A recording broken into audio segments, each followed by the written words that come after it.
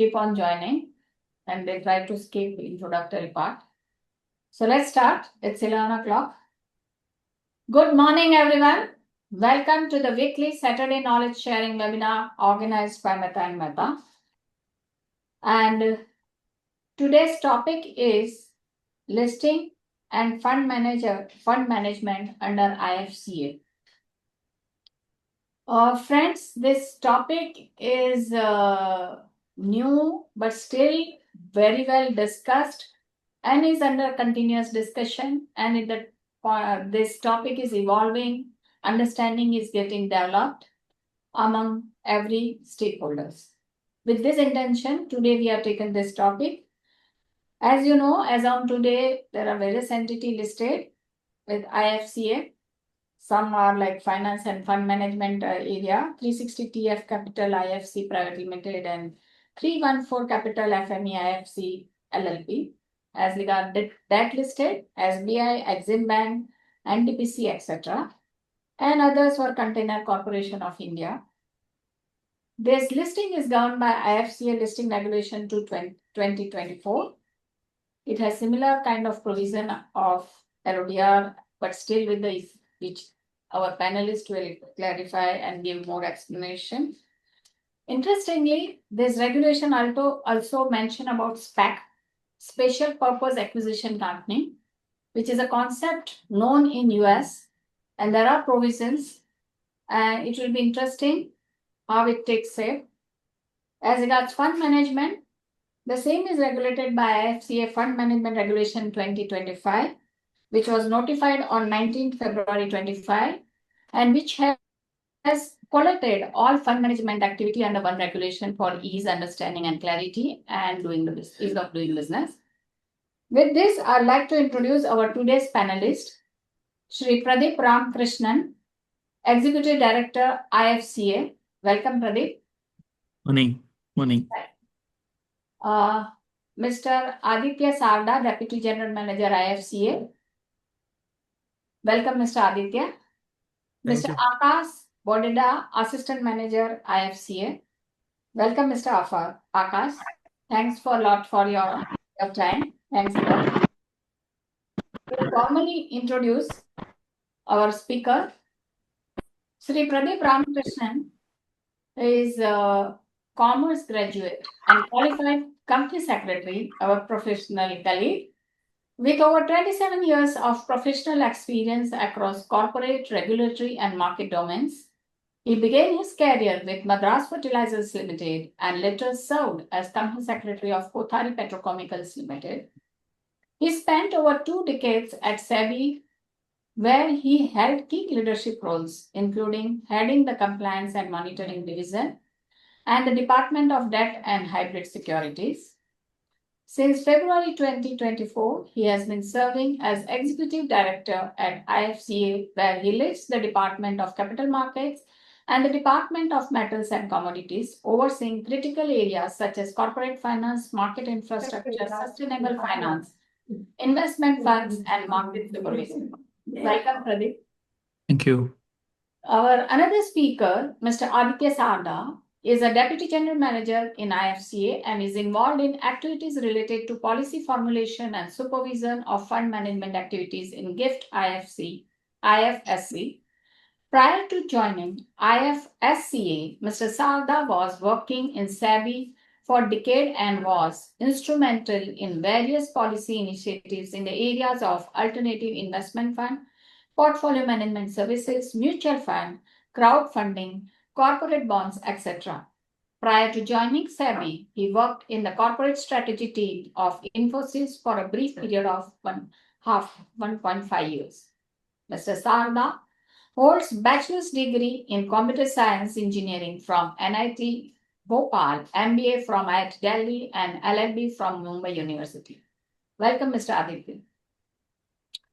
Our next panelist, Mr. Akash Boddeda, is an assistant manager at IFSCA in the Department of Capital Markets, focusing on primary listings. Mr. Boddeda is part of the team involved in policy making in several areas, including direct listing, global access, REIT and InvITs, Consumer Education and Protection in the GIFT IFSC.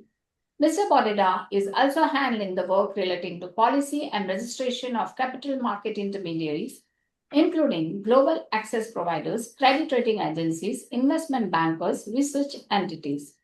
Prior to joining IFSCA, Mr. Boddeda gained experience in the automotive industry working with companies like General Motors and Mahindra Mahindra. Mr. Boddeda holds BTech degree in Mechanical Engineering from IIT Guwahati. Welcome, Mr. Thank you. I need not introduce Mr. Bala and Sudhakar. And with this, I will just request Sudhakar to, we can call for joining us on knowledge sharing journey on behalf of entire team of Mehta and Mehta. And I'll request now Sudhakar to say a few words and then Bala, just 1 minute. And then I'll request the speaker panelist to start. The order Sudhakar can, I think Mr. Pradeep will be the first. And for a change, friends, today we have no presentation. It's our panelists who are only presenting. There's a change. Thanks a lot. Over to Sudhakar. Thank you very much, and good morning to everyone. Good morning, Pradeep. In fact, Mm. we are really deeply honored to have you along with your team here on our platform. In fact, as you know that we both were working very hard to have this particular day. Somehow it was not materializing all through, but today it could materialize. In fact, friends, that apart from whatever Dipti has introduced in Pradeep, I must say that because in the SSB board, I am working with, on other boards of ICSI also. I'm working with Pradeep for the last 10 plus years. I found him, he's a very practical and pragmatic regulator. When he was in SEBI also, I found that. And when he is in IFSCA also, the same thing he is actually carrying forward. And because the idea of the industry is very much required, which Pradeep has spent about 3-4 years in the industry. That's why he know the exactly what whenever you bring a regulation, while bringing the regulation itself, he has to put himself in the shoes of the person who is going to implement that and has to understand the difficulties and remove that at the inception stage itself. This is the mindset with which Pradeep always works, and that's why. And apart from that, he also is he got a lot of affinity towards our profession and getting a lot of recognitions to our profession from wherever he is able to do that. While he was in SEBI also, when he is in IFSCA also. And I don't know one thing whether you have noticed it or not. Pradeep is having 27 years of experience, and Aditya is having 15 plus years of experience, and Akash, it was not mentioned. I am sure that he too must be having 10 plus years, if not more. But see that all are looking so young actually. I was actually thinking that, okay, Akash and Aditya, especially, they are looking so young. I thought they might be having 5 plus years of experience, but I'm surprised to know that they're so young, but already they have under their belly about 1.5 decades of experience as a regulator. I'm sure that Pradeep is having a very young and dynamic team with him. And I requested Pradeep that to explain to all the participants about what is IFSCA in the right from the scratch and okay, from the fundamentals onwards, because we have some sketchy knowledge about this. I am sure that none of us are having some kind of an in-depth knowledge about the subject. We know that a lot of exemptions are there under the Companies Act and other statutes are concerned. So let us understand from the horse's mouth today what exactly is IFSCA and how what company secretaries can get benefit out of this, whether in service or in practice. All the things are going to get unfolded to us by Pradeep and his team today. I give a pause here, and Bala, you may say a few words, and after that, Pradeep will take over. Thank you. Good morning to all of you. I am truly honored to have such a august gathering today, expert of the people.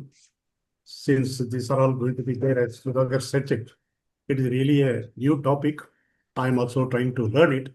But the only thing is, as Sudhakar puts it actually, our institute has been doing extremely a very good job on this. In fact, our institute has brought out the book actually. This is the book which is actually there, IFSCA, which they have actually brought out the book actually here. And this book actually talks about the IFSCA, and it gives you the very clear picture about this. This book has been brought somewhere in the year 2023, which Sudhakar talks about. It talks about the various exemptions, etc.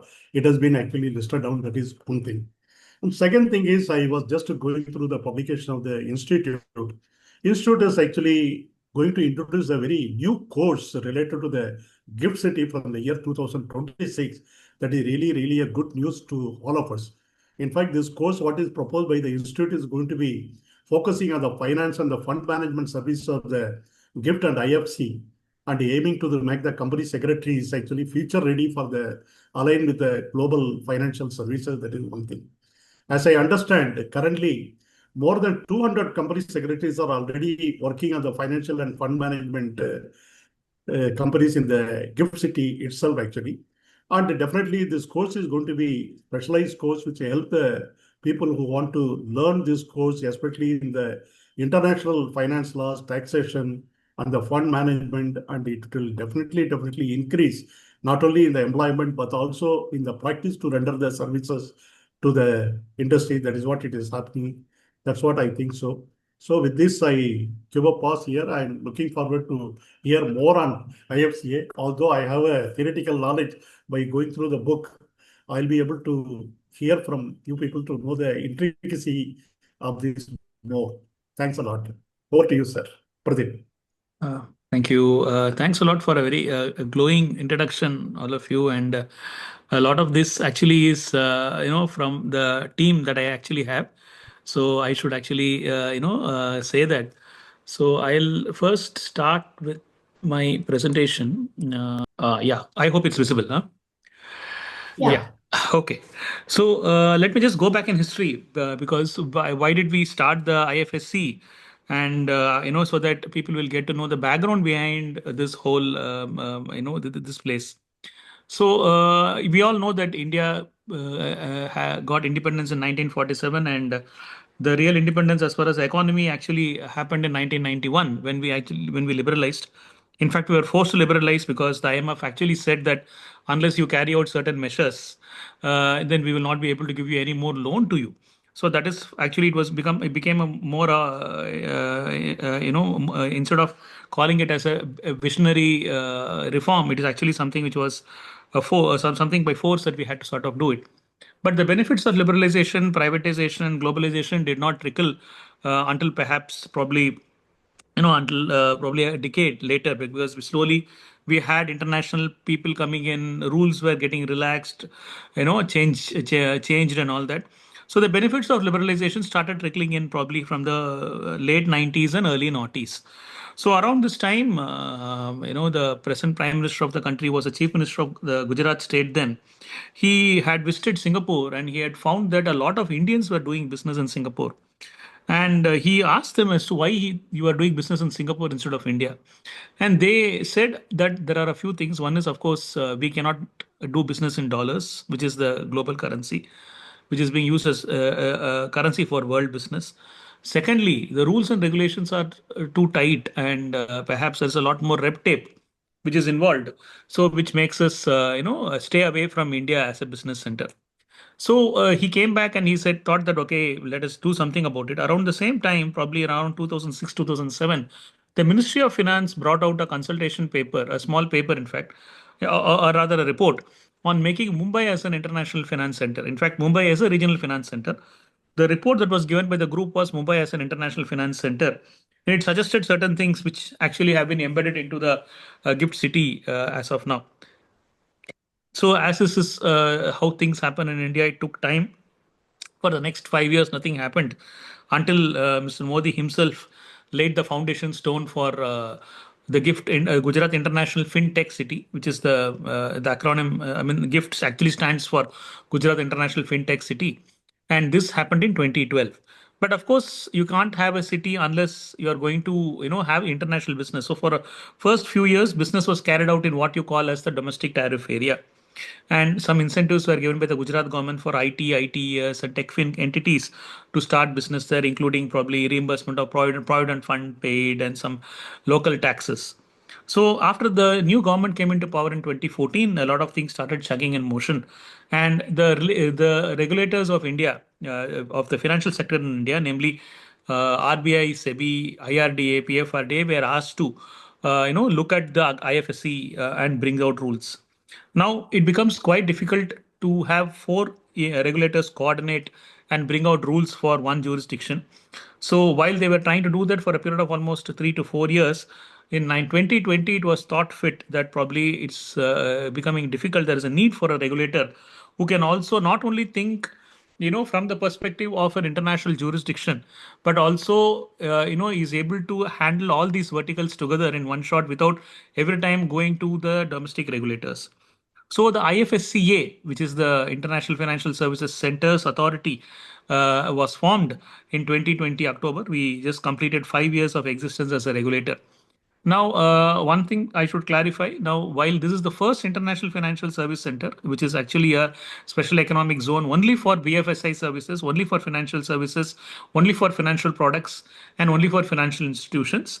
Now, there can be other IFSCs also in the country, which is why in our, no, the regulator itself carries the word centers and it's not center. So tomorrow, if the government decides to establish more centers, they can be there in the country, but they will still come under the purview of the IFSCA.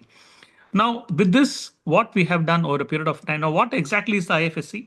The IFSC is a small parcel of land around 300 acres, which is next to the domestic tariff area. The total size of the domestic tariff area and the IFSC itself is around 800, 800 acres. So this small thing is only 300 acres, and in this there are almost 40-50 buildings that are coming up as we speak. Almost 10 to 12 bunk buildings are already functional, and there are almost 1,000 entities which I will show you as we go ahead. Now, this International Financial Service Center actually carries on only international business. There is no local business. There is also an exemption for 10 years from the business income. In case you start a business here, then the business income is exempt up to 10 years. There is no GST. There are certain other exemptions when it comes to transactions in the IFSC for companies, Indian and international. The first rule is there should be no India business that should be carried out here. You can, apart from the currency, and you can either carry out international business or business in the IFSC. Now, as far as as far as this International Financial Service Center is concerned, for a period of the past 5 years, the IFSCA has brought out almost 40 regulations covering various verticals. Business happens with almost 60 to 70 countries. Inbound money is actually coming from 60 to 70 countries, and money goes out to 20 to 30 countries, which actually is which is sort of is exemplary of the fact that we have been able to sort of reach reach international centers actually as to how it was originally sort of intended. Now, allow me to get into and of course there are professionals here, like it was emphasized by the earlier speakers. You have chartered accountants, company secretaries, cost accountants, MBAs. A lot of people who are here, almost 6,000 people are gainfully directly employed here, and 20 odd thousand people are indirectly, 20 plus thousand people are indirectly employed as far as GIFT City is concerned. And this number is only bourgeoising by the day, it just keeps increasing. Now, let me get down to each of the verticals which are there. Now, if you see this chart, it shows you which are all the different entities, which are types of entities that are available. You have banks, you have almost 40 odd banks, finance companies, foreign universities. Interestingly, we have foreign universities also here, which I will cover as we go ahead. And we have stock exchanges, clearing corporations, a bullion exchange, and insurance, reinsurance, all the things that you would like to know. Now, if you see, this gives you in numbers, because always you need numbers. Statistics always, while people may say that there are three types of lies, that is lies, white lies, and statistics. But statistics are also needed when you come to that is because they are the only metric that you have if you want to sort of measure one jurisdiction against another. So you have almost 35 banks here, 18 Indian banks, 17 foreign banks. We have global administrative offices, stock exchanges. I told you the entire capital market ecosystem is here. Everything is separate and only for this jurisdiction. They have got no ties with the domestic jurisdiction as far as transactions are concerned. You have, as the fund management ecosystem is possibly the most vibrant and successful ecosystem here, with almost 300 funds and 200 foreign fund management entities. There are insurance, of which we are aiming to be a hub for reinsurance. And there are direct and indirect business that actually happens here as far as the insurance sector is concerned.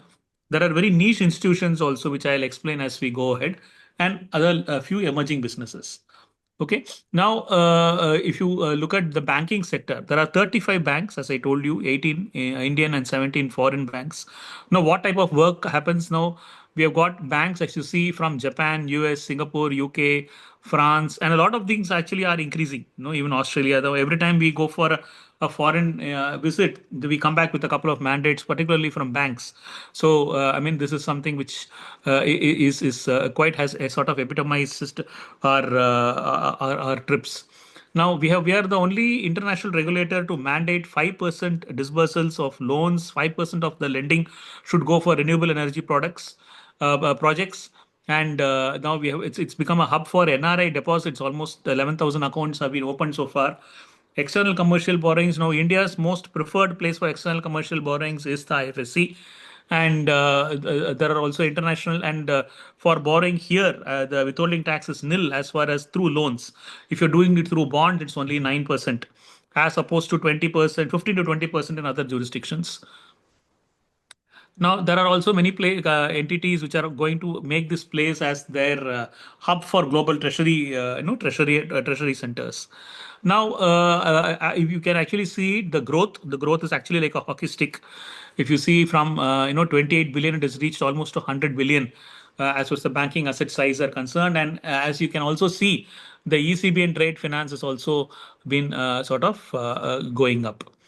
Now we come to capital markets. The capital markets is the other vertical. Now each of these verticals is headed by an executive director, and there are general managers and there are staffs. Our vertical is the fattest vertical. Predictably, we have got almost 20 plus people, and the capital markets vertical actually lords over the stock exchange operations, clearing operations. There is one exclusive depository also here, the India International Depository Limited.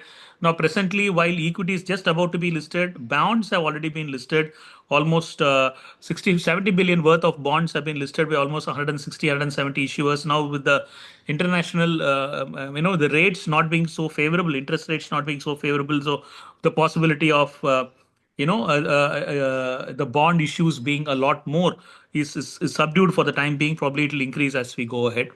Now, direct listing of Indian stocks is going to happen. This is by unlisted Indian companies. Listing by listed Indian companies, we are still in talks with SEBI. We are in the SEBI.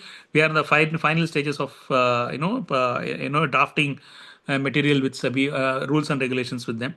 Now, and presently the Nifty futures, which is traded from Singapore, directly gets traded on the Nifty with almost, recently there was a record in October, 106 million. Actually, 106 billion is the amount that has been actually traded, and which is quite a significant amount, 106 million per month. It's a monthly thing, and it actually hit a high this October. And the first DRHP for equity has been filed. Equity, it's again in foreign currency. Indian company can take money only from international participants as investors, NRIs and others. Foreign companies, in case they come with a public issue, Indians can also invest in these companies because the liberalized remittance scheme of the RBI allows every Indian to invest up to 250,000 internationally. Of course, they should not invest in derivatives. So it is largely like your equity and bonds and all those things which you can sort of invest. Now so this is the growth. If you see as far as the turnover is concerned, now again it has hit a peak. It was 92 there, and now October it has hit 106. It's an all-time record as far as this place is concerned. The bond markets as far actually are going up, if you see, and now they have almost reached $75 billion. Interestingly, as far as we have a very interesting thing as far as the bonds are concerned, because as far as green bonds, social bonds, sustainable bonds are concerned, actually have a head start. We have almost $15 billion which has been raised out of this jurisdiction. We allow all international taxonomies. We have not invented a taxonomy of our own.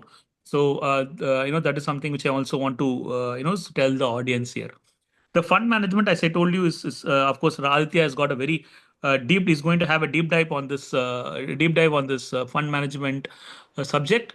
But we have got globally aligned fund management regulations very recently in 2025. We have almost 4,000 odd foreign investors, and I'm very happy to tell you that the retail mutual funds actually have taken off now, with Indians investing in outbound funds and also what you call international NRIs are also investing in funds through the IFSC.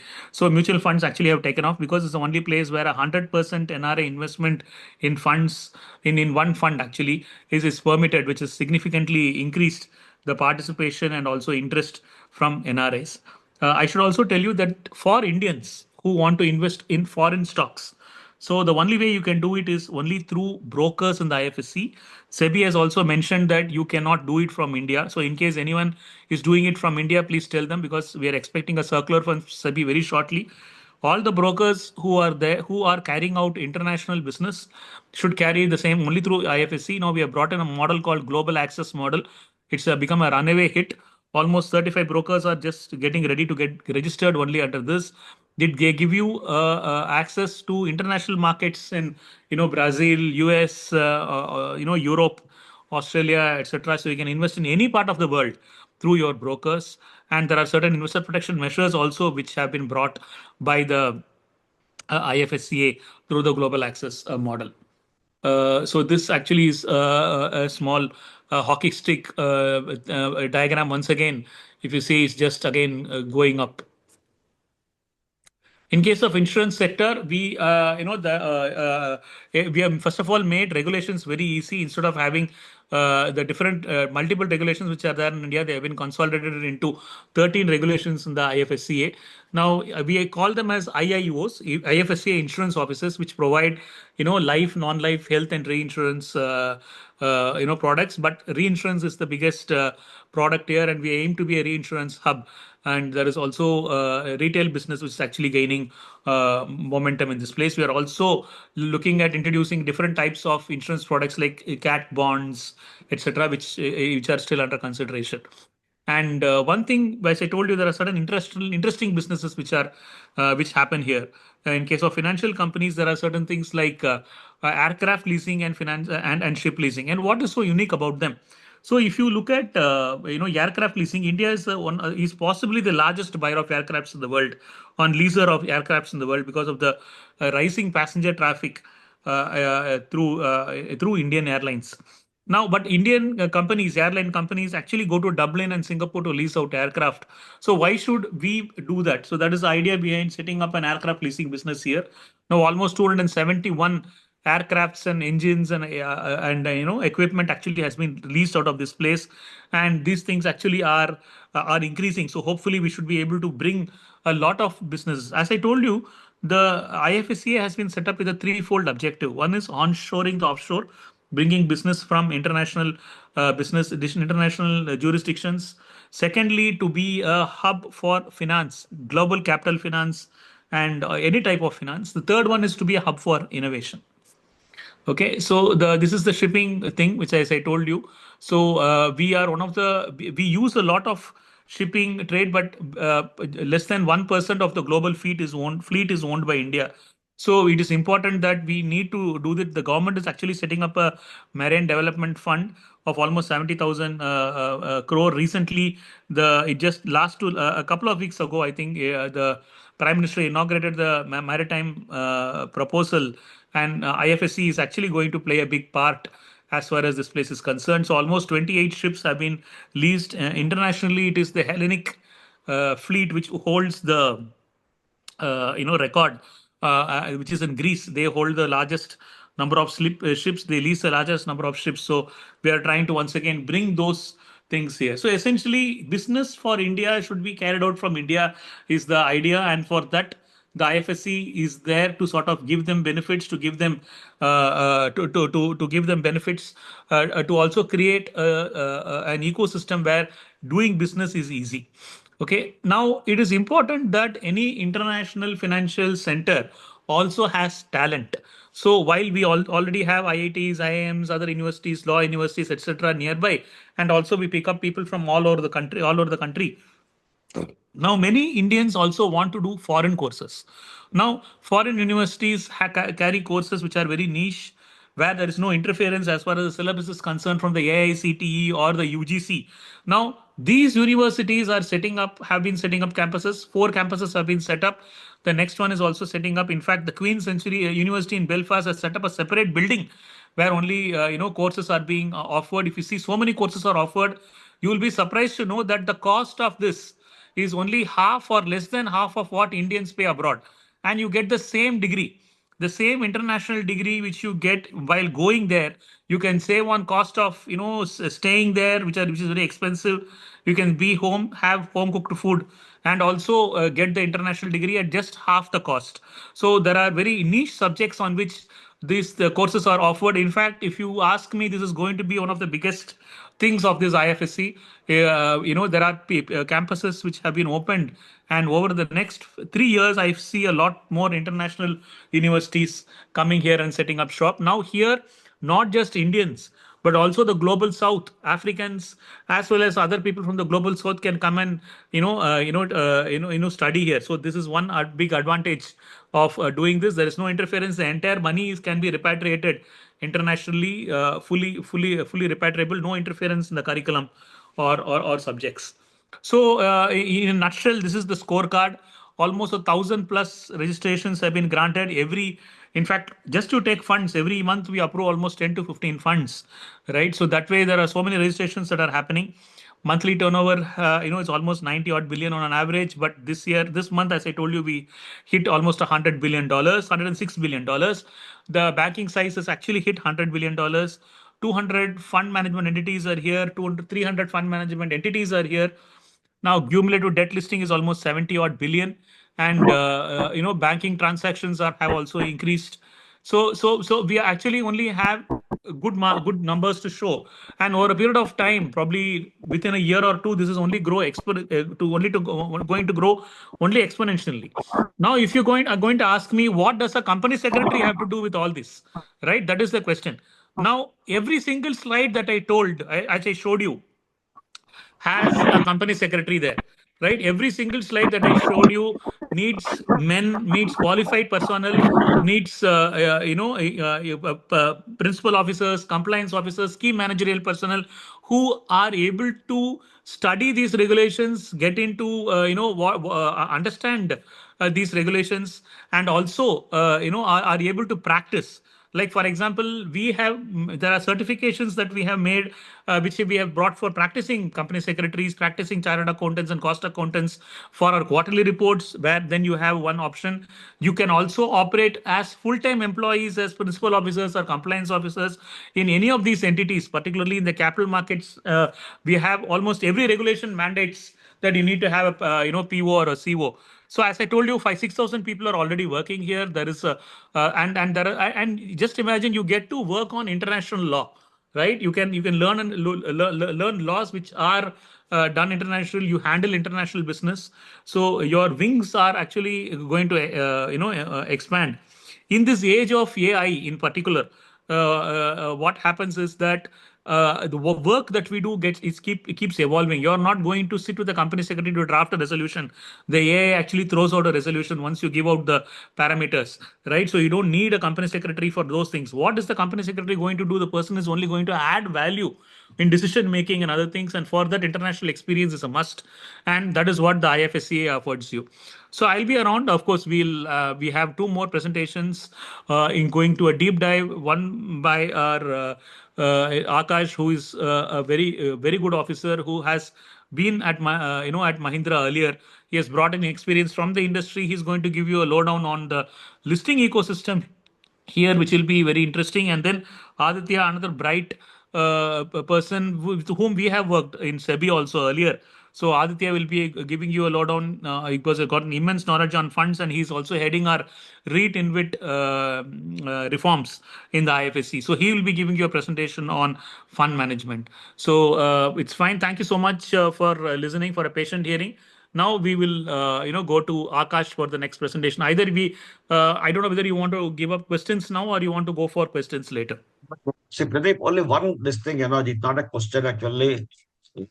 See, for as a company secretary, though you have mentioned that there is a lot of scope is there to venture into the IFSCA as well as into the gift city.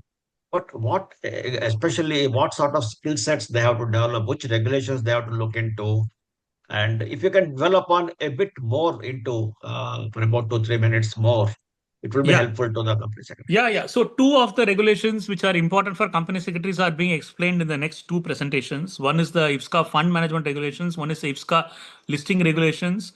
Now, then for company secretaries, we also have the IFSCA capital market intermediaries regulations. So we have brokers. So brokers need compliance officers. So you need to read the regulations. So for you, it will be you will have facets of the regulations which are there at SEBI, but which are very different, quite different and contoured for an international jurisdiction. So I would request them to look into the subject. First of all, decide this vertical where they want to go. Some people may want to get into banking. Some people may want to get into capital markets, but I believe a lot of people would actually like to get into capital markets.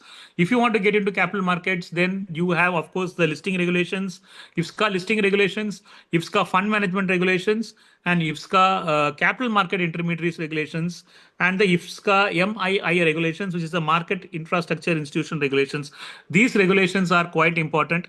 We also have a bullion regulation, bullion exchange, and bullion also requires a lot of legal personnel. So there also you can read about the IFSCA bullion regulations. So if you ask me, these are 4 to 5 important regulations which company secretary should read for this place. Yeah, Pradeep, there is one question by Mr. Yeah, I can read that. It says, can you please throw some light on the platform play regulation in terms of the number of entities registered for the same, etc.? Yeah. See, of course, Aditya will be giving you a lowdown on platform play. Platform play essentially is a way in which third party funds are managed by an existing fund management entity in the IFSC. Presently, there are 3 entities which have already registered for platform play. 2 have already been given the licenses and they have commenced operations. The third one, the application is just under final clearance. So once that is done, and they will start operations, and we are getting, while we are also revising certain things on the platform play, which we will believe it's also going to boost the ecosystem because we have come out with a consultation paper. So we are getting a lot of traction and interest from the fund management entities. There's one more question actually has come up. What opportunities are available in the IFCA for the cost accountants, and how the CMA will be able to play for the growth economy of our country through So the whatever I have said IFSCA? for company secretaries applies to both cost accountants and chartered accountants. But in case of cost accountants and chartered accountants, since they are also into accounting, we have brought in something called the BATF regulations, bookkeeping, accounting, taxation, and financial crime. So that allows you to do international accounting business in India, in the IFSC. In fact, yesterday, as I was also, standing in for my administrator while approving the SEC applications, there were 2 applications under the BATF. From a cost accountant firm and one from a chartered accountant firm. So they would like to do international business. So this is also available for them. Now, in case a practicing company secretary wants to start business here, we have something called the TAS regulations, TechFin and ancillary services regulations, where they can set up a firm. A practicing company can set up a firm here and do international business. I think that's the question. Thank you. Thank you, Pradeep. Yeah, that's. So first of all, thank you to the office bearers of Mehta and Mehta for inviting me to this webinar. And thank you to Pradeep sir for giving me this opportunity. So like Pradeep sir mentioned, one of the critical reasons behind establishment of IFSC and IFSCA is onshoring the offshore, which essentially means to bring all India-focused businesses which used to take place outside of Indian jurisdiction and to bring them within Indian borders. And to facilitate this objective, the IFSC and IFSCA have been created by the government. Fund management happens to be one of those examples where prior to establishment of IFSC, a lot of foreign funds which were otherwise intended for investments into India, but they were pooled into other jurisdictions. Some classical examples being Singapore, Mauritius, Luxembourg, etc. So the funds used to be pooled in other jurisdictions, while the ultimate investments were made in India. And because of this activity of pooling being done outside of India, the benefit of employment generation or the income tax that gets generated by the management fee, and otherwise overall development of the fund management ecosystem was not being percolated into the Indian economy, and it was actually reaped, the benefit was reaped by some other jurisdiction. Therefore, the fund management regulations, when created by IFSCA, one of the areas where we wanted to bring this change was to provide the fund managers the same level of regulatory flexibility, the same level of ease of doing business, which they are otherwise used to enjoying in their foreign jurisdictions, so that they can, get a nudge, they get a good reason for shifting their operations from foreign jurisdictions and come to IFSC. And in subsequent slides, we will see that the changes brought in by IFSC have actually resulted into many of the funds being relocated from the other jurisdictions to IFSC. And at the same time, the new funds, the new India-focused funds, which are being set up, predominantly are now being set up in IFSC jurisdiction. The School of Hygiene and Tropical Medicine has released research which says that nearly 600 heat-related. So before we get into the technicalities about the fund management regulations, considering that most of the participants in this webinar are more familiar with the nomenclature and the regulatory framework in the domestic market, which is governed by SEBI, I'll start with that as the benchmark, and then probably comparing those benchmarks or those those nomenclature with the nomenclature that is available in the IFSC, we would be better able to make sense of the IFSC regulatory ecosystem. So if we talk about the fund management investment products or fund management related services which are available in the domestic market, the typical examples you are already most likely be aware of are mutual funds, ETFs, alternative investment funds or AIFs, portfolio management services, REITs and InvITs. Some of these products are more intended towards retail investors. For example, mutual funds, ETFs, REITs and InvITs are more oriented to be marketed to the retail investors, because generally the ticket size or the minimum investment size is on the lower side, or generally there is no restriction on the minimum investment side. On the other hand, AIFs and PMS are generally intended for those investors who typically invest a larger chunk. For example, in the AIF, the minimum investment amount set by SEBI is rupees 1 crore. And for the portfolio management services, it is 50 lakh rupees. So this broadly represents the overall fund management bouquet which is available in the domestic market. Now, when we compare all these products with the similar products available in IFSC, you will see corresponding to mutual funds, we have retail schemes which are broadly the same. The regulations are broadly on the same lines, except for the fact that the retail schemes under IFSC have more flexibility in terms of the investment opportunities, the investment universe, the type of portfolio that can be constructed by the fund manager. ETFs are also present uniformly on the both sides.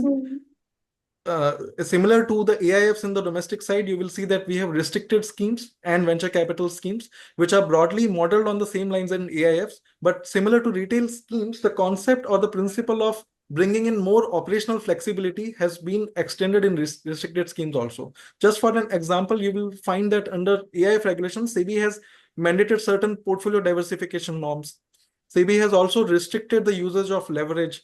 So while these are safeguards which SEBI has put in place for the domestic investment vehicles, considering that in IFSC, the clientele or the investor base is more sophisticated or more informed in comparison to the domestic jurisdiction, these restrictions have not been put in place by the IFSCA for the restricted schemes and the venture capital schemes.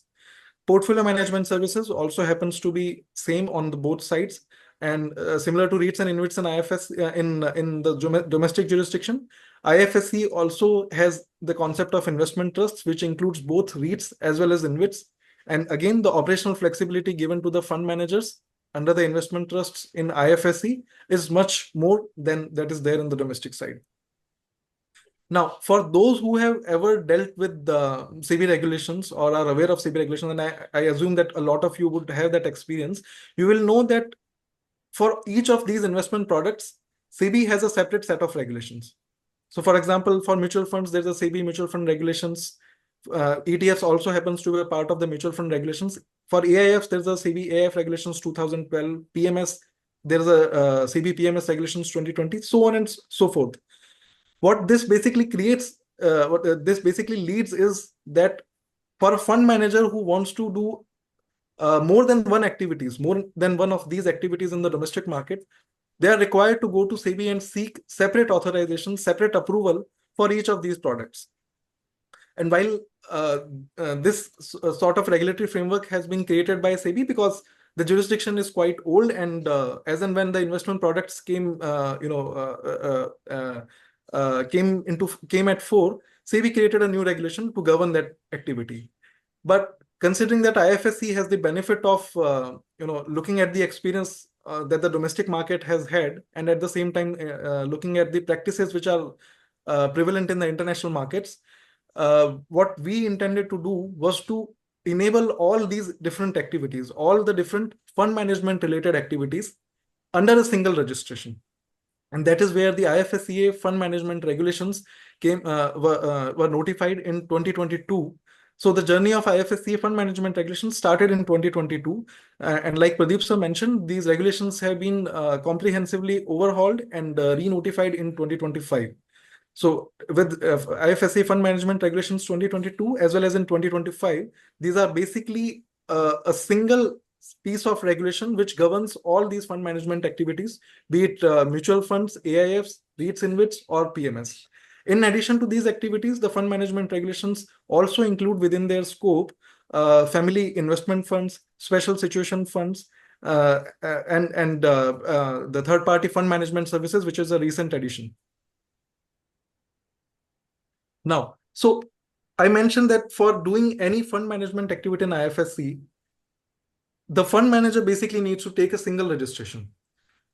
Considering that the registration allows the fund managers to do multiple activities, and different fund managers would have different plans. So some fund manager would be interested in providing the entire suite of investment products, starting from retail schemes to the AIFs or restricted schemes.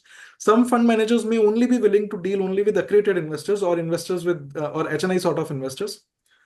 There could be some fund managers who only want to facilitate investments in startups, or they may want to be active only on the venture capital side. So considering that different fund managers would have different needs or different plans for their businesses in IFSC, the regulation provides for 3 different categories of registration.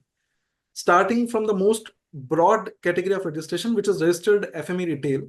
This category of registration allows the fund management entity to provide and offer the entire suite of fund management products, starting from the retail schemes, wherein they are allowed to deal with retail investors. There is no restriction in terms of the minimum investment amount, to the more complicated products where which includes venture capital schemes or the restricted schemes, where there is no regulatory restriction on the leverage, where there are no norms for portfolio diversification, because it is understood that these investors who are investing in these complex schemes are more aware about their investment risks, and therefore the regulator does not need to be more prescriptive in these products.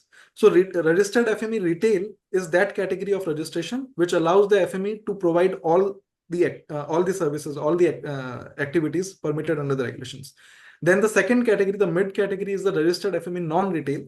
Like the name suggests, these FMEs are not allowed to deal with those investment products where there's participation from retail side of investors. So non-retail products, they are very well permitted, which includes venture capital schemes, angel schemes, restricted schemes, portfolio management services, and those REITs and InvITs where there is only private placement and no public offer is allowed. The lowest or the narrowest of all categories of registration is the authorized FME. These fund managers are only allowed to offer venture capital schemes or angel schemes. These schemes are primarily intended only to make investments in startups or new age companies, companies which are typically less than 10 years old, and this is where the entire scope of their operations gets confined. Now, with these 3 categories of registration, considering the difference in the scope of their activities, there is also the difference in their eligibility criteria. Of course, for an FME, FME stands for Fund Management Entity.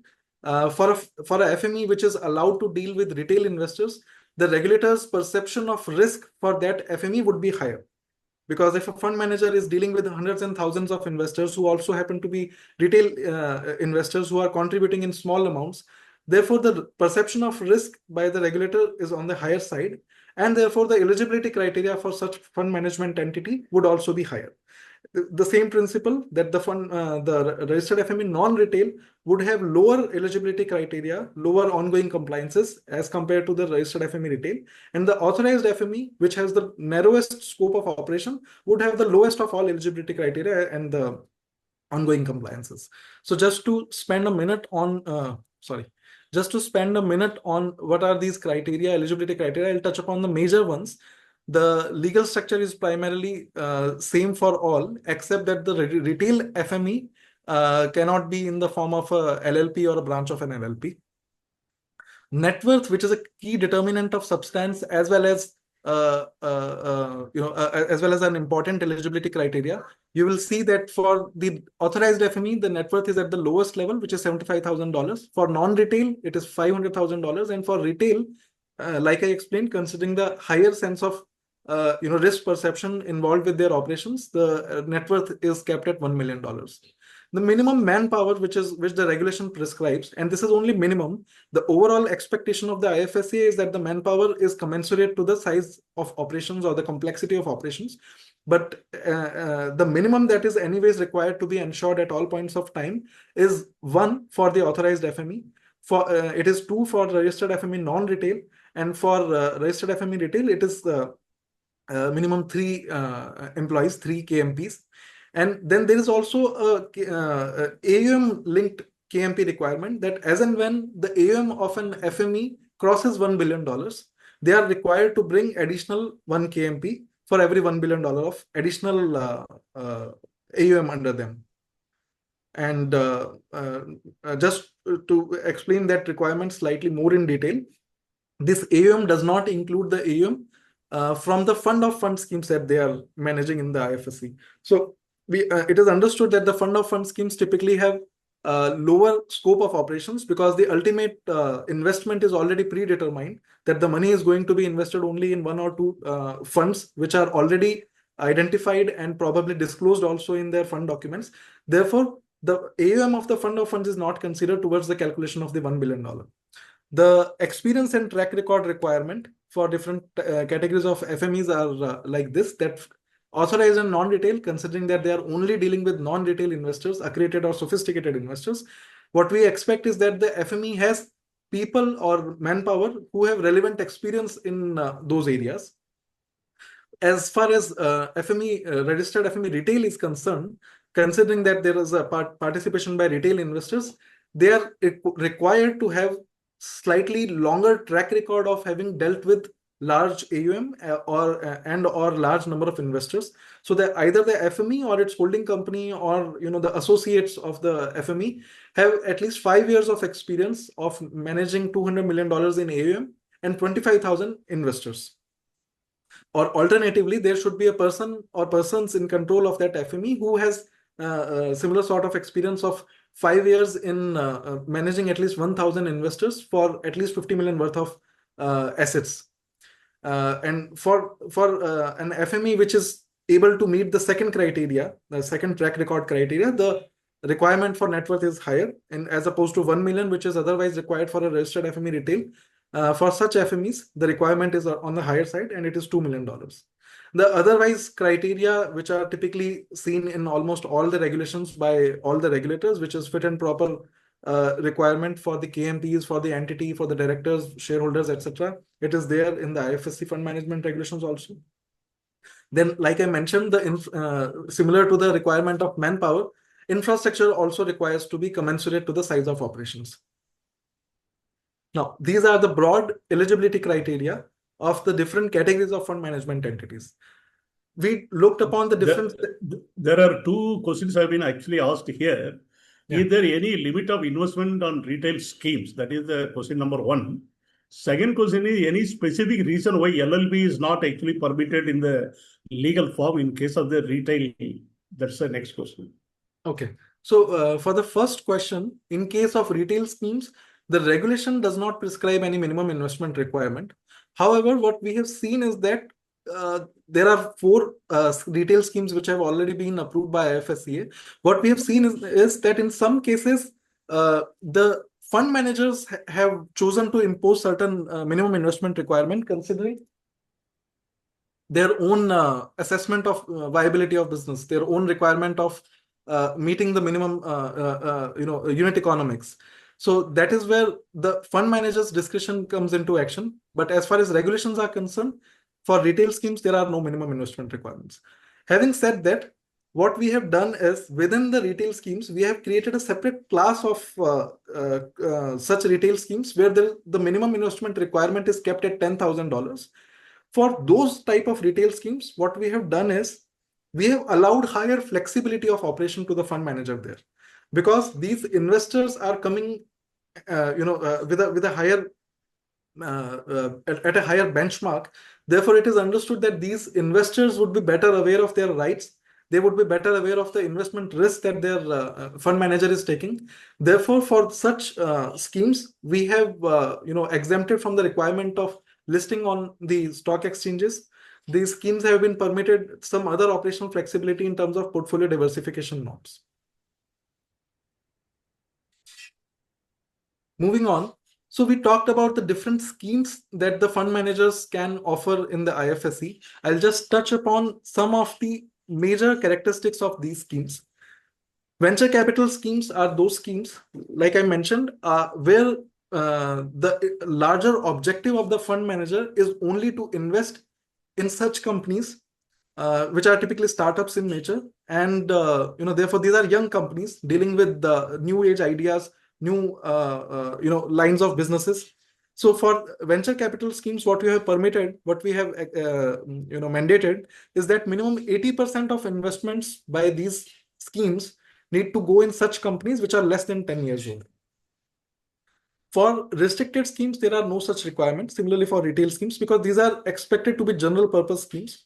If anyone is aware about the general structure of AIFs under the SEBI regime, they would be aware that SEBI has prescribed 3 different categories of AIFs: Category 1, Category 2, and Category 3. IFSCA has also broadly modeled the same categorization concept in its for the restricted schemes. So under the restricted scheme category, fund managers can have 3 different category 1, 2, or 3, and category 1 and category 2 restricted schemes are typically expected to invest a large part of their portfolio in unlisted schemes. Category 3 are such schemes where complex portfolios, listed, unlisted, there are no such restrictions in terms of the in terms of the investment universe. The minimum number of investors which are permitted under VC scheme is 50. Maximum number of investors in a VC scheme is 50.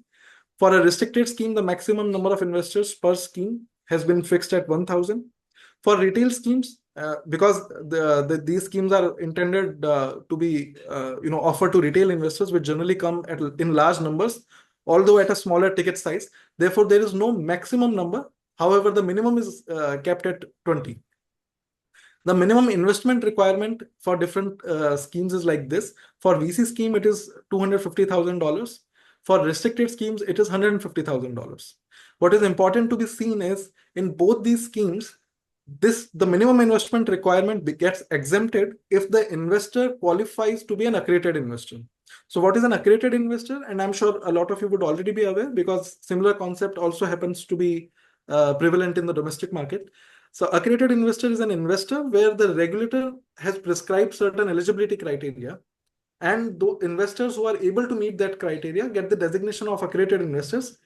And because they are able to meet that criteria of maybe higher income, higher net worth, or having certain capability, which gives regulator the impression that these investors are sophisticated, these are informed about the risk that they are taking, and therefore there is no regulatory requirement of hand holding them in the same sense as it is typically required for a retail investor. Therefore, for such investors who are accredited investors who are able to meet the eligibility criteria, there is no minimum investment requirement. For the investors who are not able to meet the accredited investor eligibility criteria, the minimum requirement for investment in a VC scheme is $250,000. In a restricted scheme, it is $150,000. In retail scheme, like I just mentioned, there is no minimum investment requirement prescribed under the regulation, but fund managers have the option to impose any minimum investment requirement if they feel that it is important for their unit economics. The minimum corpus for all these three different types of scheme has been kept at $3 million, which is to be achieved in a period of 12 months. But for the open-ended scheme, which is possible in a restricted scheme category or in a retail scheme, the regulations allow the fund management activities to start taking place once the open-ended scheme achieves $1 million of fund raised. Skin in the game is an important critical investor protection norm.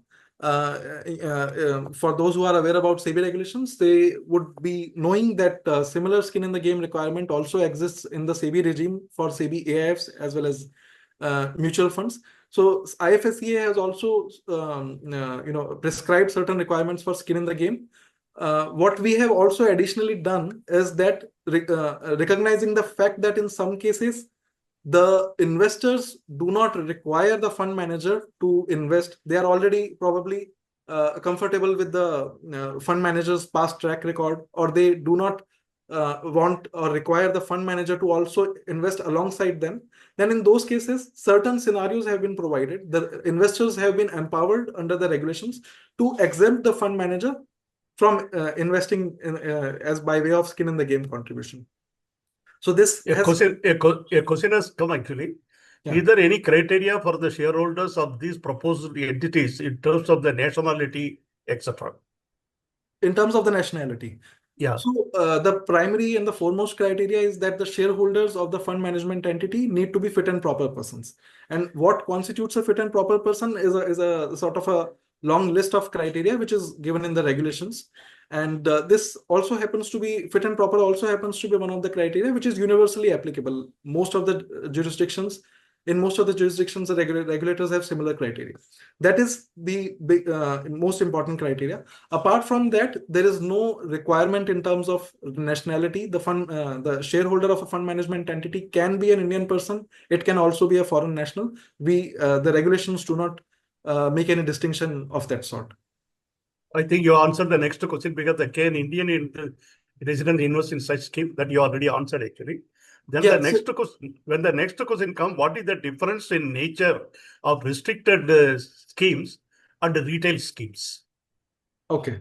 So restricted scheme are what are typically known as alternative investment funds, where the scope of activities or the scope of investments is much more broader than what is typically allowed in a retail scheme. In retail scheme, just think of it in the way that these are practically nothing but mutual funds, because a lot of us are investing in mutual funds under the SEBI regime. So we are more familiar with that terminology. So retail schemes are mutual funds. So large part of their investments would go into listed securities. As opposed to that, restricted schemes are those schemes where the investors are not small size investors. They are not retail generally.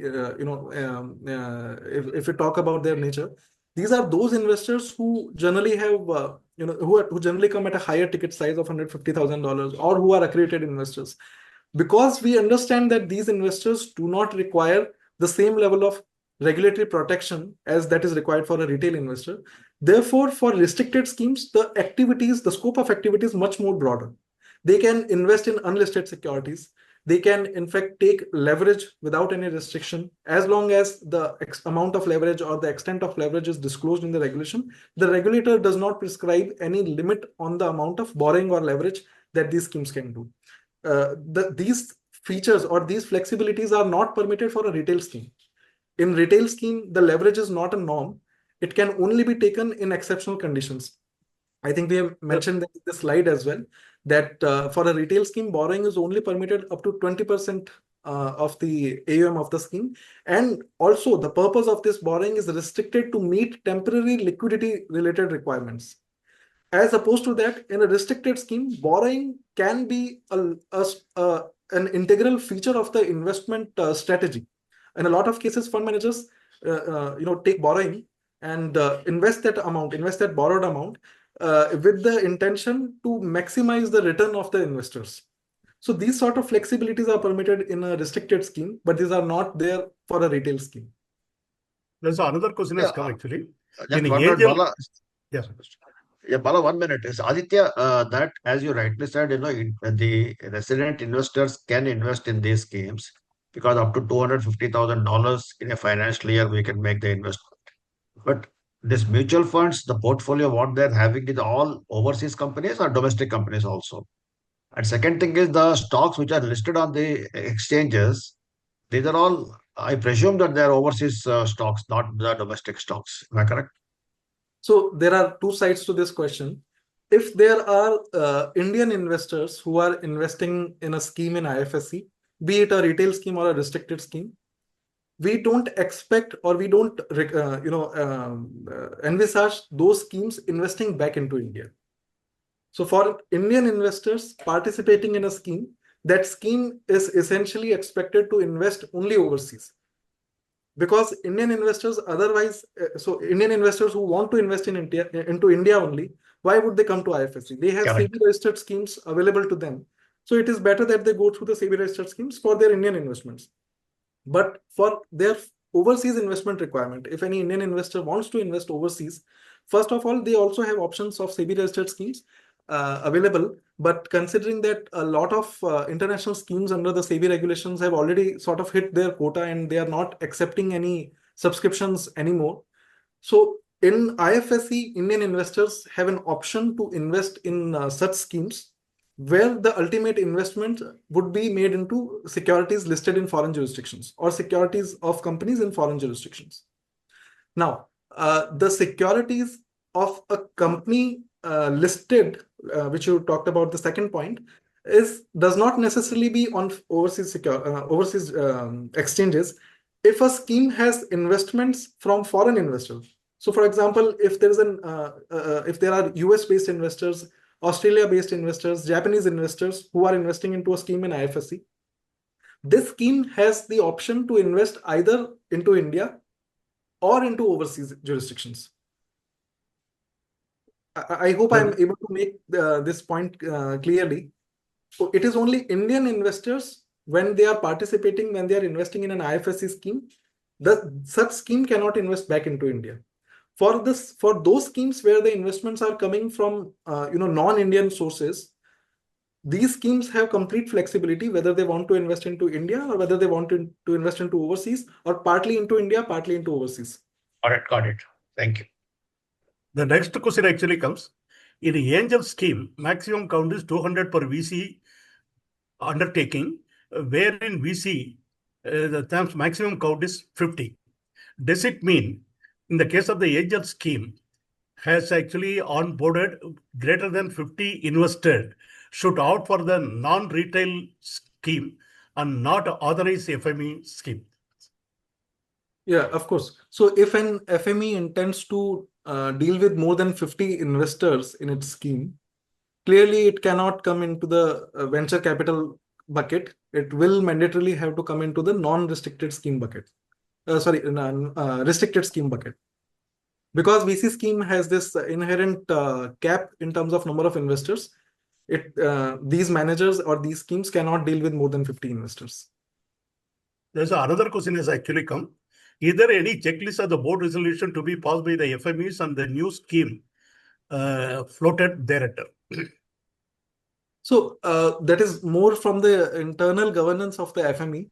The regulation does not really prescribe any such requirement. But in general practices, what we have seen is that for initiating any new activity, companies typically obtain approval of their board by way of resolution, or there could be a board resolution, general purpose board resolution, which empowers some senior official within the fund management entity to sort of create new investment products as and when such opportunity arises.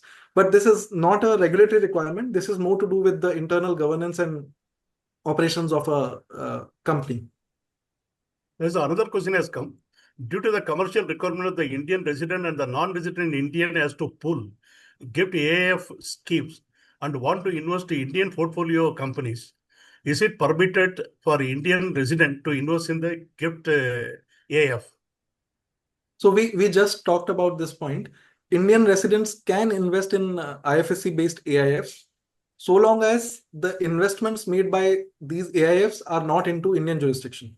So if an AIF invests into US or Europe or Australia, in such an AIF and IFSC, Indian residents can very well invest. There is no restriction on that.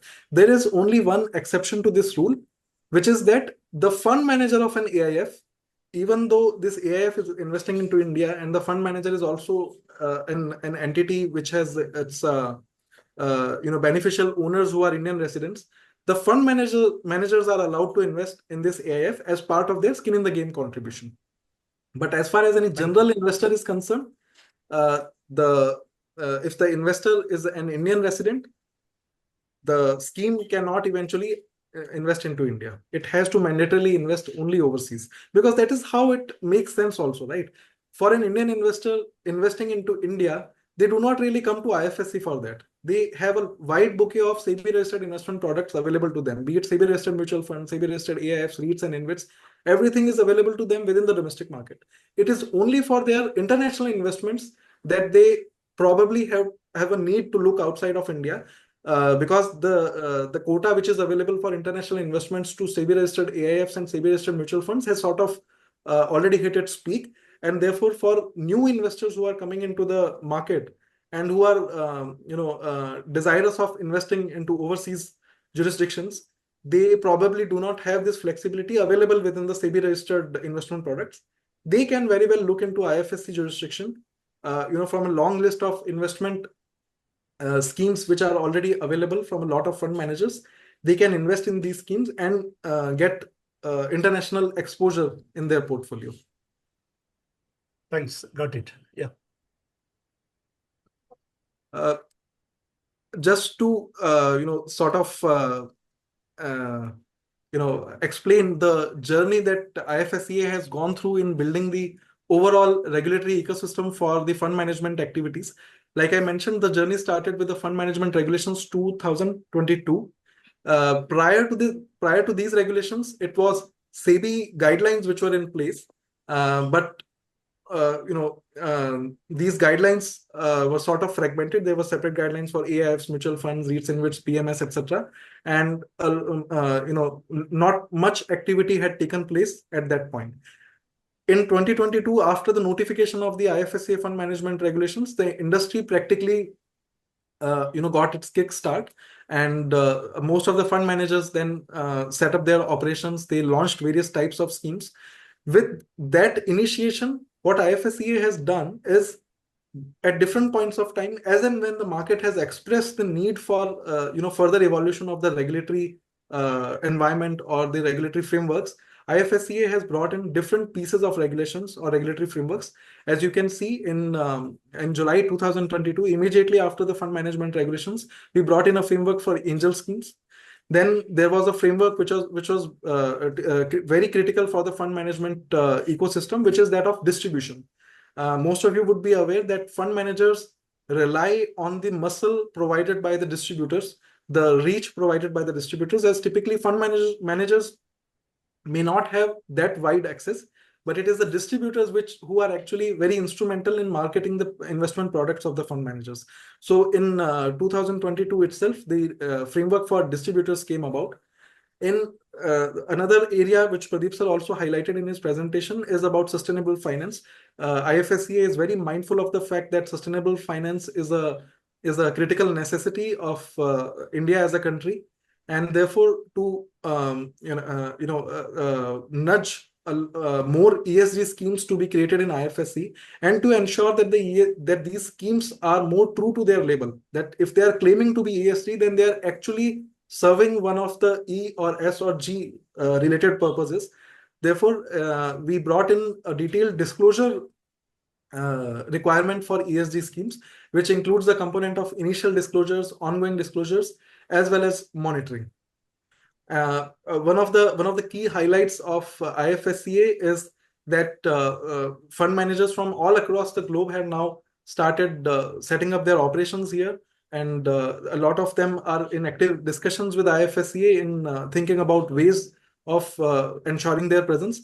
One of the marquee names in that direction is that of ADIA, which is Abu Dhabi Investment Authority, which is practically a result of the dedicated framework which IFSCA brought in for the sovereign wealth funds. We have already talked about accredited investors. One of the key achievements, which is actually a model of interregulatory collaboration, which IFSCA and SEBI have done, is to allow SEBI, IFSC-based funds to accept up to 100% investments from NRI OCI investors, which is typically not permitted for the FPIs in any other jurisdiction. So if I take a minute on more on that. Sorry, SEBI FPI regulations have this condition that the overall contribution by the NRI OCI investors in an FPI should not exceed 50%. What this typically means is that for a fund manager, for every money for every dollar that they are receiving from an NRI or OCI investor, they also need to raise same amount or larger amount from foreign investors. And this happens to be a deterrent for India-based fund managers. So the Indian fund managers who typically are more, more familiar with the Indian diaspora, or where Indian diaspora finds more comfort in dealing with Indian fund managers. Therefore, Indian fund managers face this problem of getting foreign investments to the same tune as they have investments from the NRI OCI community. Therefore, to solve this problem and to provide NRI OCIs a seamless path to invest in large quantum into the Indian market, SEBI and IFSCA joined hands and created this special dispensation where IFSC-based funds are not subject to this 50% limit, and NRI OCI can invest up to 100% in an IFSC-based FPI. We talked about the overhaul that we have done within the fund management regulations, as a result of which the fund management regulations 2025 came about in February 2025. Subsequent to that, we have also done a couple of more innovations and reforms, which includes platform play, on which Pradeep sir introduced or provided a basic introduction of that. What platform play basically allows the fund managers is that, so prior to platform play coming into existence, for a fund manager to launch a scheme in IFSC, they were required to first set up an entity in IFSC, be it in the form of a legal entity or in the form of a branch. Second, they were required to have the minimum manpower. We just looked at the manpower. For an authorized FME, this is 1. For a registered FME non-retail, this is 2. For a registered FME retail, this is 3. Third, they were required to have net worth. For an authorized FME, this is $75,000. For a registered FME non-retail, it is $500,000. For a retail FME, it is $1 million. So these 3 requirements sort of were coming in the way for those fund managers who wanted to test this jurisdiction before committing to the fullest extent. Or probably those fund managers who are not so large, or probably who are just at the beginning of their, their fund management career or fund management operations. For them, satisfying these requirements were acting as a deterrent in their entry into IFSC. With the platform play, what IFSCA has done is that we have permitted the existing fund management entities to launch these schemes on behalf of these third-party fund managers. So the third-party fund manager could be an entity which is based in India or any foreign jurisdiction. Such third-party fund managers can enter into a collaboration with a FME already present in IFSC, and jointly 2 of them can launch schemes in IFSC. This is a major landmark reform which is expected to boost the number of schemes in IFSC, and also will sort of give a testing ground, a sandbox for the foreign fund managers to test this jurisdiction before they come or commit to the fullest extent to this place. There's a question has been asked here. Is there any specific certification requirement for a distributor? So at this stage, there is no certification requirement. What we have is that certain eligibility criteria in terms of the educational qualification or the work experience. Going forward, IFSCA will gradually move towards the certification sort of regime. But at this stage, the certification work is in progress. And therefore, till the time those certifications come about, we are relying on the eligibility criteria. Yeah, just to There's a- add to that, we are actually working with ICSI. We are in advanced stages of bringing out a certification. I think that should be out very shortly. We are planning to launch it around our Global Securities Markets Conference in February. So that should come out very shortly. There's one more question has come actually. Whether AIF can take additional FCA of the FCA licenses making maintenance of the Indian companies? If yes, with what approval are required the SEBI or IFSCA? I am not sure if I understood it correctly. Could you please just repeat? Yeah, so Aditya, Yeah. I think I have read it. So they are saying that, yeah, so actually the answer to that is that if you are an AIF in the IFSC, if you want to invest in India, then obviously if it is a portfolio investment, you have to take an FPI license. So that is actually the answer to that. There is also a question which says that whether NISM, XA, XB certification will be beneficial. See, we are going to mandate only our own, certifications very shortly. While of course you are free to do other certifications, as far as IFSCA is concerned, in case you are going to work in the IFSC and if you are going to work in that particular sector, we are going to mandate R1 certifications, and that is why. Because if you look at the NISM certifications, they are largely contoured towards India with the Indian MF and AF regulations. We have sort of done it as far as our regulations are concerned.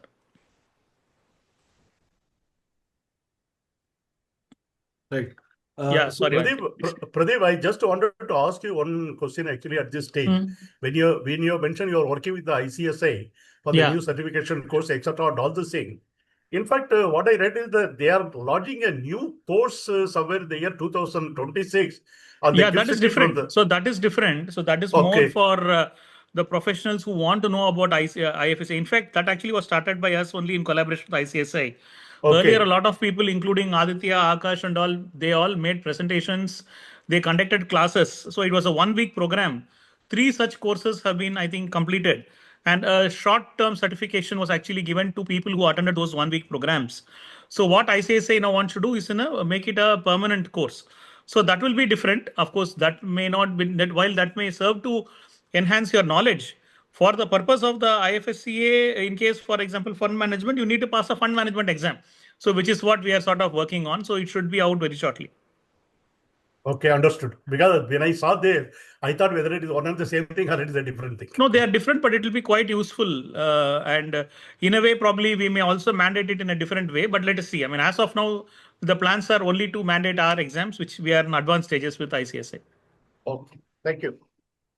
Allah, Akash is yet to make his presentation and we are left with half an hour time. Right. So I'll quickly just wind up. I am left with only a couple of slides. This slide gives a quick snapshot of the scope of the expansion that the fund management industry has witnessed in IFSC. As you can see, the latest numbers are quite encouraging. In September 2000, as of September 30, 2025, the commitments that the fund managers have raised in IFSC has reached close to $26 billion, out of which close to $13 billion have already been invested. And if you look at the rate of growth, this is a very steep rate of growth in terms of the scope of activities as well as the number of schemes. So the number of schemes in IFSC has grown from 50, which was in March 2023, to more than 300 as of September 2025. So I will leave you with this slide so to make your own inferences about the rate at which the fund management ecosystem in IFSC is growing. 2 more important dimensions. One is about onshoring the offshore, the theme that we started with. So as you can see, the large part of the investments made by the funds in IFSC continue to be diverted to India. While in the beginning this number was extraordinarily high at close to 100%, the number has eventually sort of come down at a more stable state at close to 80-85%. But in terms of absolute numbers, the investment has only grown. So since one of the objective of IFSC and IFSCA is to act as a conduit for foreign capital to enter into India in a seamless way. I think this graph demonstrates that we have been doing this job in a satisfactory manner. The other point that we talked about is about relocation of foreign schemes, which happens to be a very interesting area.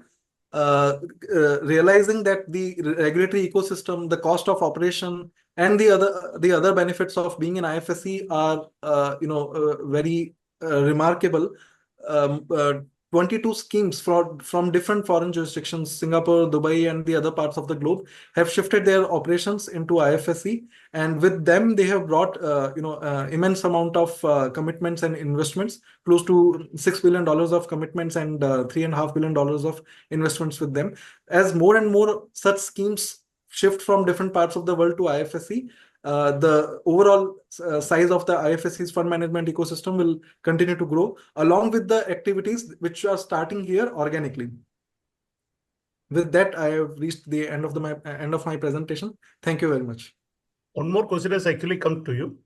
Is it actually permitted that the outside SPU can actually invest in the GIFT IFSCA through the FME entity already registered the feeder fund as a feeder fund? Again, I think I'll read that question. Yeah, I'll read it if you want.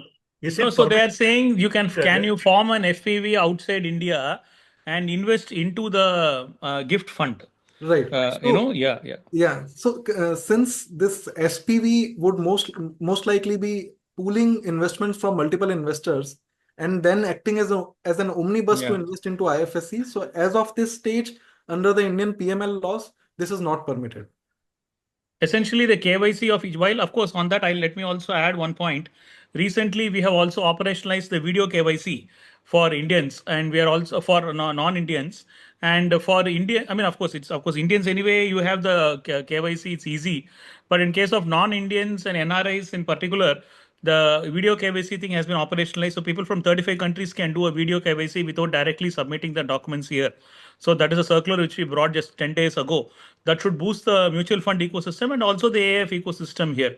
Secondly, as far as Indians are concerned, we are in the final stages of launching a KRA, KYC registration agency here, which will enable all the Indians to invest in the outbound funds of the IFSC and also invest in, the global access market of where international stocks also.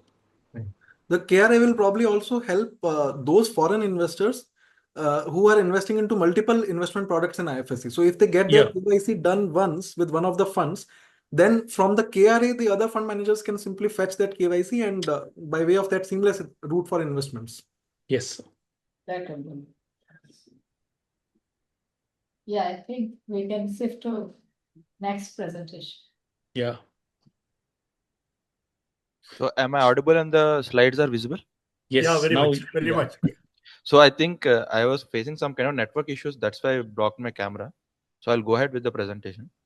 Sure. So completing with Aditya sir's and Pradeep sir's presentations, what I would like to say is we'll be looking at the IFSCA listing regulations. So brief background about them is that previously Indian companies are not allowed to go outside India to list their equity shares. So that is why initially to raise foreign capital, Indians used to go and list their securities in the form of depository receipts, be it ADRs and GDRs. So that decision has been changed when Honorable Finance Minister made an announcement in July 2023 that the government has taken a decision to enable direct listing of listed and unlisted companies on IFSC exchanges, which will be operational shortly, enabling startups and companies of like nature to access global markets through GIFT IFSC. This will also facilitate access to global capital and result in better valuation for Indian companies. Post this, we have formed a working group with fellow regulators from RBI and SEBI and Ministry, and we have made certain suggestions as to how to enable direct listing for the already listed Indian companies. And after that, Government of India has come out with a direct listing scheme, saying that it's called as FEM, Foreign Exchange Management Non-Debt Instruments Amendment Rules 2024, and parallelly companies listing of equity shares in permissible jurisdiction rules 2024. Both of them have been notified. So direct listing, this is a brief regulatory snapshot. It consists of both the direct listing scheme, that is FEM India rules, and the company's LEAP rules. and followed by government for the very first time has also issued FAQs on direct listing scheme. And after that, of course, IFSCA listing regulations 2024. So I'll briefly touch upon what the direct listing scheme shares in a nutshell. The FEMA non-debt rules is amended to introduce provisions permitting direct listing of equity shares of Indian public companies on international exchanges operating in GIFT IFSC. MCA has notified these rules for the eligibility criteria and the requirements for listing of the equity shares. So this also says that Indian public listed or unlisted companies are only permitted for direct listing under this scheme. This scheme also talks about the permissible holder of that equity shares, which should not be a person resident in India. Such holding shall be regarded as foreign holding of Indian public company. And the permissible jurisdictions for overseas listings in this notification means GIFT FSC, and the exchanges that are notified are India International Exchange and NSE International Exchange, which are both the subsidiary of BSE India and NSE India, which are currently based out of GIFT FSC. So this direct listing talks about listing of both new shares as well as offer for sale, and it talks of the public Indian companies, both unlisted and listed. Although our regulations enable currently that both public, unlisted, and listed Indian companies to come and list on GIFT FSC, currently we are in discussion with SEBI to enable that listed Indian companies to also come and list their shares on the GIFT FSC jurisdiction. So permissible holder, it talks about including the beneficial owner. It should not be a person resident in India. The direct listing scheme says that NRIs, FPIs, eligible foreign investors, and other non-resident investors are considered to be permissible holders because these are Indian companies. It also says that the such holder who is a citizen of a country which shares land border with India is also to become eligible to be to invest in these companies.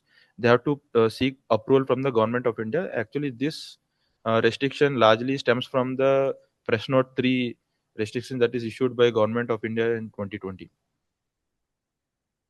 So our listing regulations, we have considered largely IFSCA, which is a global standard setting body. It issues principles. We have also considered those principles while preparing these regulations, and of course global best practices and ease of doing business, and keeping in mind that these regulations should be enable ease of doing business and should be attractive enough for both Indian and foreign issuers to come and list on the IFSC exchanges. And to say these listing regulations are a conduit of both from SEBI parlance, both ICADR and LODR regulations, both combined are part of this single regulation from IFSC. These regulations largely talk about the eligibility criteria for listing of IPOs and FPOs, SPACs, secondary listing, depository receipts, debt securities, and also other financial products like commercial papers and certificate of deposits. So our listing regulations, the eligibility criteria, we have given 3 sets. Like either you meet the revenue test, or profit test, or market capitalization test. For the coming to the revenue test, either the company is to have USD 20 million last financial year, or averaged over last 3 financial years. And coming to profit test, it should have a pre-tax profit of USD 1 million in last financial year, or average over the last 3 financial years. If the particular company wants to get listed, but it is not meeting both revenue and profit test, then it has to meet the market capitalization test. The post-issue market capitalization of $25 million has to be maintained. And coming to filing of offer document, the issuer is required to file an offer document with IFSCA and the exchanges for observation. If the issue size is more than 50 million, that is only when IFSCA will be issuing the observations. Otherwise, IFSCA won't be issuing any observations on that issue size. Disclosures in the offer documents. The offer document should contain all material disclosures which are true, correct, and adequate to enable investors to take an informed decision. Financial information of the issuer shall not be older than 180 days. Actually, in our regulations, original regulations, it is should not be older than 135 days.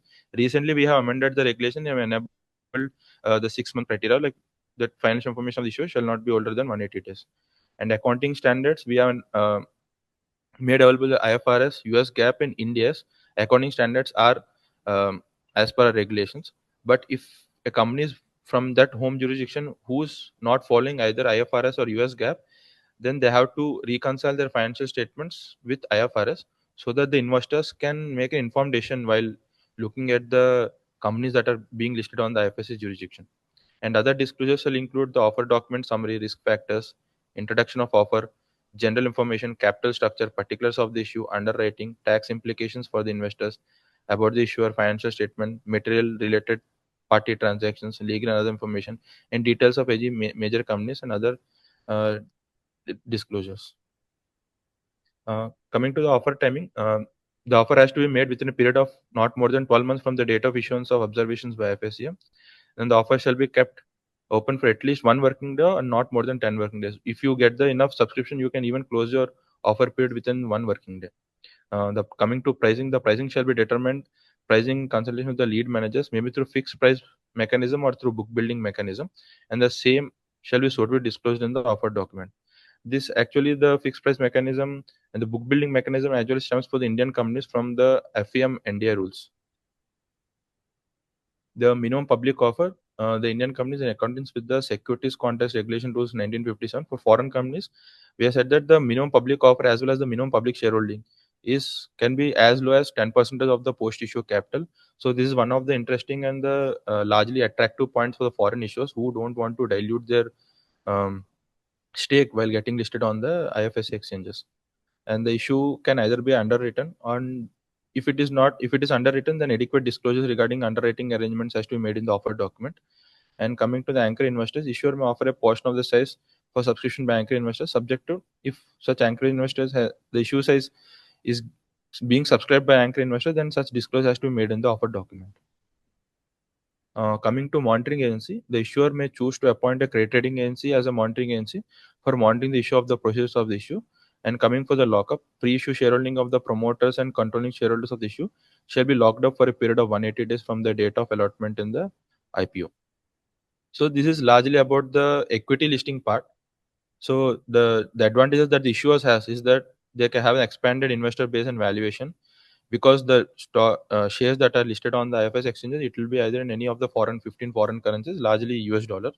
And the diversification and financial flexibility, the company can have an additional avenue for raising capital in dollar terms. And of course, listing on IFSC exchanges offer both global visibility, and it also gives a very good exit strategy for VC and PE funds who have come into the company at the earlier stages and they want a exit in the form of foreign currency. And the benefits that the issuer investors has is that the investing and trading is in foreign currency, and the gift FSC exchanges are open for over 22 hours. They're open by the time the Japanese market opens, and they closes by the time an investor in the California sleeps. So that kind of trading window is being provided for the investors.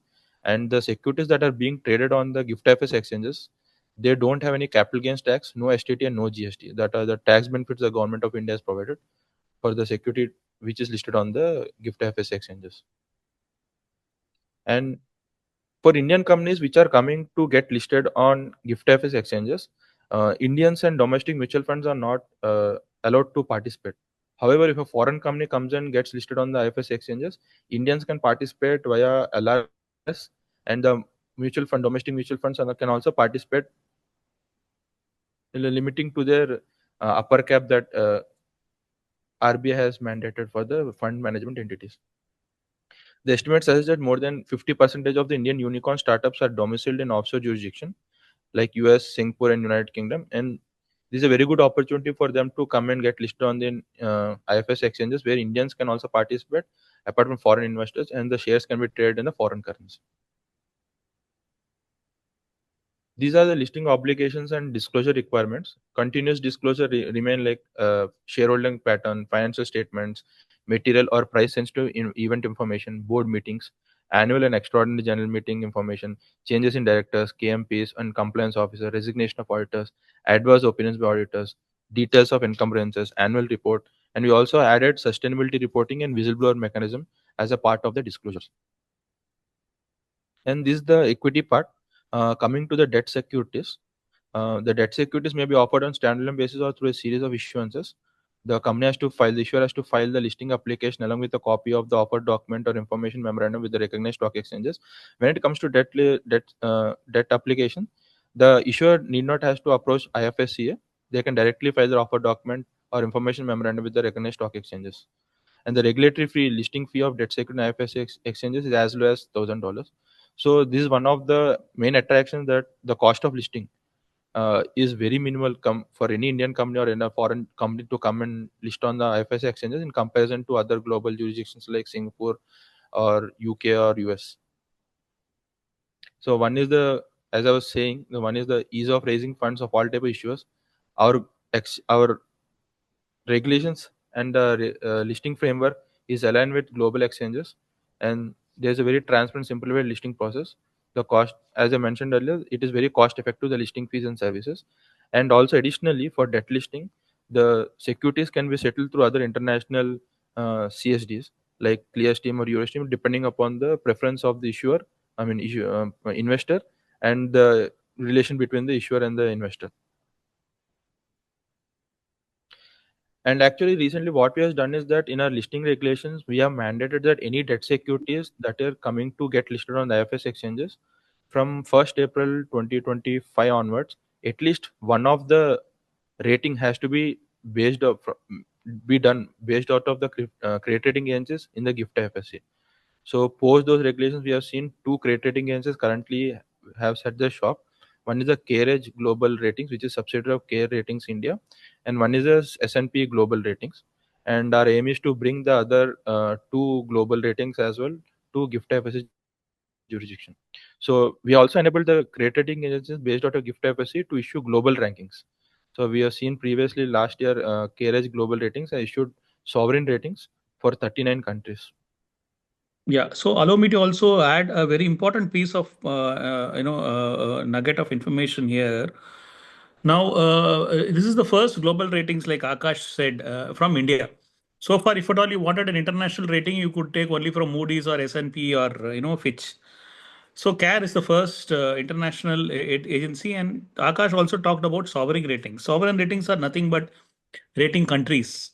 You will, and we also want to show how much IFSC has moved the needle. Now, after CAREDGE came out with the sovereign ratings, the sovereign ratings were markedly different from what S&P and Moody's have actually come out as far as this countries are concerned. And we know, like how these international rating agencies rate, right? So now there is also an allegation of a perceptible, bias against certain countries when it comes to rating. Like for almost 15 to 16 years, India was, stuck at the same triple B minus or whatever, right? So CAREDGE actually rated India 2 notches higher. And within just a matter of 6 months, both the international rating agencies changed their ratings. After CAREDGE came out with its report, 17 countries have been, the ratings of 17 countries around the world have been changed by, S&P or Moody's. And this is a tribute to the fact that there is a need to have a new international player, at least for the global south, because all along you have been looking at economies of different countries, right? Only through the prism, Western countries prism. So this is one example as to how this whole IFSC has made a difference. Very important contribution, Pradeep, right? Yeah. To add one more thing to what Pradeep sir has said, what we have done is that we have issued master circulars on capital market intermediaries. The first master circular that we issued is on credit rating agencies. In that, we have mandated saying that any credit rating agency that is coming and setting shop in IFSC and wants to issue sovereign ratings, then they have to make sure that the criteria under which they have issued those sovereign ratings has to be transparent and has to be published on their website. So normally sovereign ratings, when the credit rating agency issue, their criteria is not that transparent enough. So this has enabled the credit rating agency in the IFSC to even put out the criteria, saying that these under these criteria, because of these changes, we have given so and so sovereign rating to so and so country. So that is also helping in improving the transparency of sovereign ratings in the global jurisdictions. So we have seen till date around more than 170 issuers, largely Indian issuers, who have come to raise their global debt securities via GIFT IFSC jurisdiction.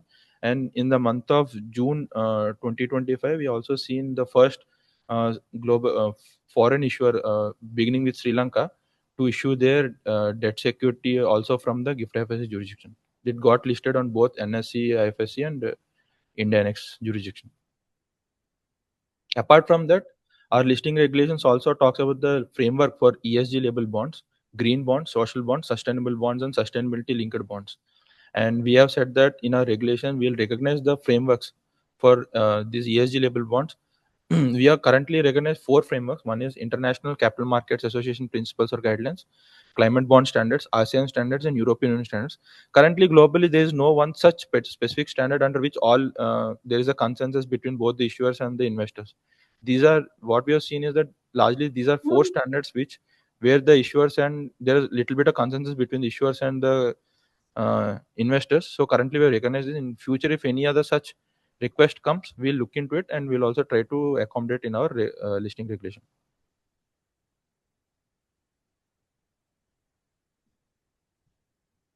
Coming to ESG disclosure and the obligations, the green, social, and sustainability bonds pre-issue disclose being ESG objectives of the issue, process of evaluation, selection of the projects and assets, proposed utilization of the proceeds, systems and procedures to track the deployment, annual disclosure until full allocation being the utilization report, allocation report, and the impact report.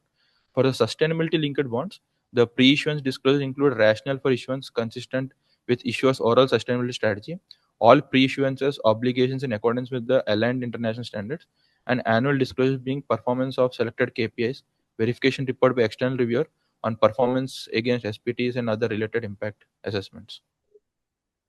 This talks about the current total debt listing that has taken place based out of GIFT IFSC.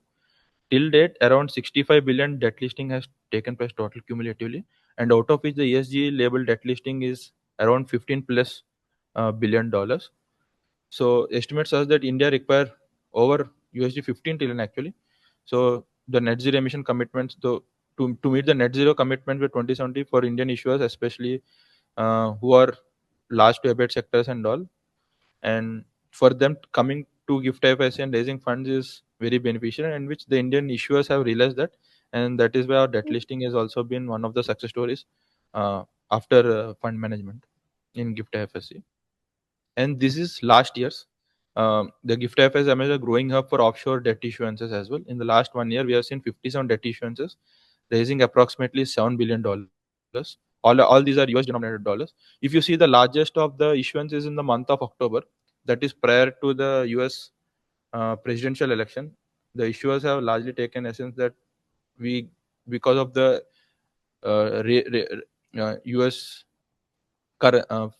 treasury rates, US 10-year bond and the Indian 10-year bond, at that time it was very minimal, the difference between the yields. So that they said that it is better to get listed to raise capital from the IFSC jurisdiction. That is when they came and raised their capital. And post that, RBI has done multiple rate cuts, and recently even US Federal has also started cutting their rates. So in the near future, we'll be seeing more issuances as well. And one thing I would like to highlight is that the bonds that are listed in GIFT IFSC are also become part of the 2023 G20 Sustainability Finance Report. They were mapped under the SDGs, United Nations SDGs, Sustainable Development Goals. One is the Awas Financial Limited Social Bond Issuance. It is mapped under 3 SDGs. One is for gender equality, decent work and economic growth, sustainable cities and communities. And the other is the Shriram Transport Finance Company Limited Social Bond Issuance. It is mapped against SDG 8 and 10.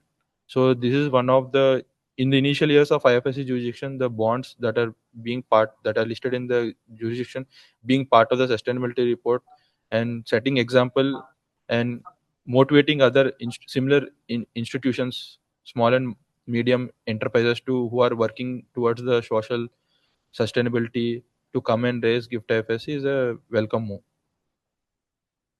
And with this, I'm ending. Apart from this, we also enabled listing of SPACs, commercial paper, as well as the certificates of deposit. Due to paucity of the time, I'll stop my presentation here. Yeah, so there is one question here which says that if an Indian company is listed, how an Indian promoter shares will get listed. So there's a specific exemption which we are working. So Indian promoters can sell, whereas you will not be able to buy or sell in the secondary market. So primary market you can sell. So that is something anyway we are working with RBI as of now. So, but there are a lot of companies that are abroad, which are and also Indian subsidiaries abroad. So they can use the IFSC ecosystem to raise money through equity now. Now, even Indian unlisted companies have been showing a lot of interest, but there are certain things which we are working with RBI on that particular instance to probably look at secondary market, investments. Pradeep, I just wanted to ask you from my interest. Suppose I want to come and visit the gift city. Yes. Is the entry is permitted, or there are Yeah. It is, sir. We are not a different country. We don't have a separate flag. So No, we are also because part of India. Anyone can come. no, not that. What I'm Yeah. asking is the formalities of getting into, because here what happened when we have the special economic zone, we'll have to Yeah. get the entry made, etc., and we'll have to get it No. verified lot of detail. Anyone can. As of now, people can. There is no entry because many people are working here. Okay. So yeah, there is no problem. Yeah. So if I want to see, I can just come and walk in freely, and we Yes. can. Yes. Yeah. Yes. Thanks a lot. Thank you so much.